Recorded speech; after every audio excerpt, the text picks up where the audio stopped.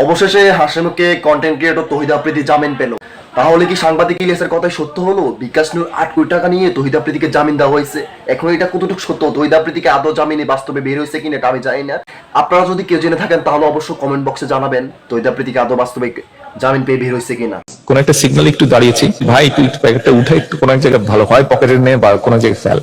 তারেক রহমান কোথাও একটা যাচ্ছিলেন, তো হঠাৎ সিগন্যালে আটকে গিয়েছিলেন। তো পাশে দেখলেন একটা ছেলে কিছু একটা খাচ্ছিল।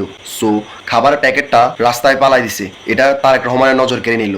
তো তখন গাড়ি থেকে তার ইচ্ছা করছিল গাড়ি থেকে নেমে ছেলেটাকে কিছু একটা বলুক, ডাস্টবিনে না পালায় সে কেন পরিবেশটাকে দূষণ করলো। সো এটা শোনার পর তারেক রহমানকে উদ্দেশ্য করে আমি একটা কথা বলতে চাই। আমরা বাইরের কান্ট্রিতে দেখেছি একটু সামনে গেলে দেখি যে একটা করে ডাস্টবিন, একটু সামনে গেলে একটা ডাস্টবিন থাকে। আমরা কিছু একটা খেলে ডাস্টবিনে পালাই দেবো, এটা তো স্বাভাবিক তাই না? তাহলে তো আমাদের আশেপাশের রাস্তাগুলো পরিষ্কার ক্লিন থাকে বিদেশি রাস্তার মতন। আমার বাংলাদেশে কি এই ব্যবস্থা আছে?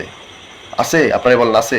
অবশ্যই নাই। তো তারেক রহমান আপনাকে এই বিষয়ে একটু খেয়াল রাখবেন যাতে আমাদের বাংলাদেশটাও বাইরের কান্ট্রির মতন পরিষ্কার পরিচ্ছন্ন সবসময় থাকে। ধন্যবাদ।